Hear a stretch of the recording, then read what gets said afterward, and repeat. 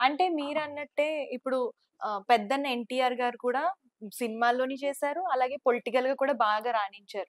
So, ఆ పరంగా చూసుకున్నట్లయితే ఇప్పుడు అంటే పవన్ కళ్యాణ్ గారిని కూడా చూడొచ్చు. సో, సినిమా అలాగే పాలిటిక్స్‌ని అదే 2 బ్యాలెన్స్ చేస్తూ చేస్తున్నారు గదా! సో, జూనియర్ ఎన్టీఆర్ గారు కూడా పాలిటిక్స్‌లోకి వస్తే 2 హ్యాండిల్ చేస్తారా? ఏంటి అసలు? ఒక చిన్న మాట. హ్మ్. పెద్ద ఎన్టీఆర్ గారు హ్మ్. మొత్తం సినిమాలు తీసి హ్మ్. దాదాపు ఒక 35 సంవత్సరాల చరిత్ర తర్వాత హ్మ్. సుదీర్ఘంగా ప్రజలు ఇబ్బంది పడుతున్నారు. ప్రజల బాధను విని, ప్రజల మన్నన చూసి, ప్రజలు ఎందుకు కష్టాలు పడుతున్నారు. అప్పుడున్నది ఒకటే గవర్నమెంట్. హ్మ్. Is the only one is Congress party. హ్మ్. కాంగ్రెస్ పార్టీకి అపోజిషన్ లేదు, ఎదురు లేదు. అప్పుడు ఆ సమయంలో ఏం చేశారంటే ఎవ్వరు లేరు. అంటే హ్మ్. కాంగ్రెస్ పార్టీని అడిగిన వాళ్ళు లేరు, ఎదిరించే వాళ్ళు లేరు. అప్పుడు నందమూరి తారక రామారావు గారి అవసరం ఉంది. హ్మ్. నందమూరి తారక రామారావు గారి అవసరం ఉంది. హ్మ్. ఒక తెలుగు వాడిగా. హ్మ్. ఆయన అప్పుడు ప్రాంతీయ పార్టీ పెట్టాలి అనుకున్నాడు. హ్మ్. పెట్టాలి అనుకున్నప్పుడు సినిమాలు ఆపేశాడు. మీరు అర్థం చేసుకోండి ఎప్పుడైనా. హ్మ్.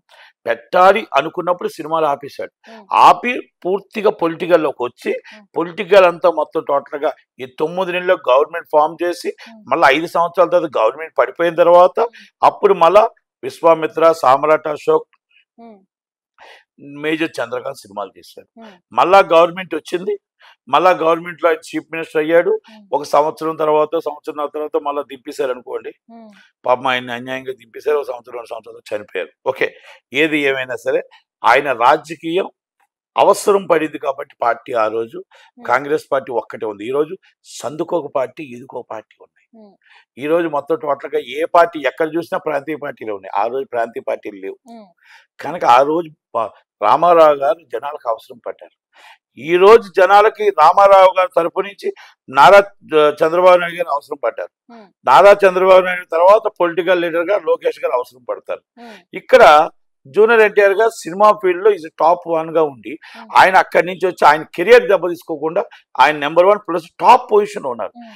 ఆయన సినిమాలు ఆపేయాలనుకున్నప్పుడు పొలిటికల్‌గా రావాలి. హ్మ్. ఆయన ఆపాలి కాదు. ఆయన ఇంకా చేస్తే ఇంకో 20 సంవత్సరాలు ఆయనే టాప్ హీరో. హ్మ్. కనుక అక్కడ హీరోయిజం వదులుకొని, అక్కడ సైలెంట్‌గా నువ్వు మంచి జీవితం వదులుకొని, హ్మ్. ఈజ్ పొలిటికల్‌కి వచ్చి 10 మందితో తిట్లు కాస్తారని నేను అనుకోను. హ్మ్.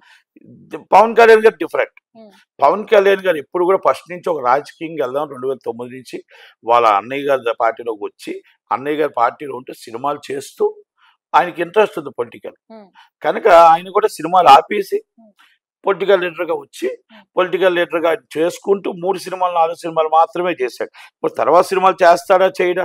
అనేది జనాల డౌట్ ఉంది. హ్మ్. కానీ చెయ్యాలి. సినిమాలు కంపల్సరీ చేయాలి. ఆయన బతకాలంటే, ఆయన స్టాఫ్ జీతాలు ఇవ్వాలంటే, ఆయన కొంచెం ఖర్చు పెట్టుకోవాలంటే, ఆళ్ళ ఇంట్లో ఫ్యామిలీ పోషించుకోవాలంటే ఆయన సినిమాలు చేయాలి. ఆయన తప్ప ఇంకోటేం లేదు. హ్మ్. కనుక రాజకీయం ప్రజల కోసం ఒకటి చేసుకుంటే, సినిమాలు కూడా చేసుకుంటుంటాయి. హ్మ్. ఈజ్ పవన్ కళ్యాణ్ గారు డిఫరెంట్. హ్మ్. ఈజ్ నందమూరి తారక రామారావు గారు డిఫరెంట్. హ్మ్. Balayya Babu is political leader. కనుక యాక్టర్. Cinema actor. కనుక ఆయనది వేరు. ఆయనది ఒక డిఫరెంట్ హ్మ్. డోనర్. కనుక రాజకీయంగా వారసుడు నారా లోకేష్ గారు. హ్మ్. సినిమా ఇండస్ట్రీగా ఈరోజు టాప్‌లో నందమూరి తారక రామారావు గారి వారసుడు ఎవరైనా ఉంటే టాప్‌లో జూనియర్. జూనియర్ ఎన్టీఆర్ గారు. తర్వాత పవన్ కళ్యాణ్ గారు ఇది హ్మ్. మన బాలయ్య బాబుది ఒక తరం హ్మ్. Top leader. ఓకే. ఆయన ఇప్పుడు ఈ తరం టాప్ లీడర్. హ్మ్. కనుక మనం పొలిటికల్‌లో మాత్రం లోకేష్ గారే టాప్ లీడర్. లీడర్. హ్మ్. కాబోయే సీఎమ్మా? హ్మ్. కాబోయే అధ్యక్షుడా? అనేది అనౌన్స్ ఏదైనా చేస్తారు. ఆయనకే హ్మ్. లీడర్‌షిప్ క్వాలిటీస్ ఉన్నాయి.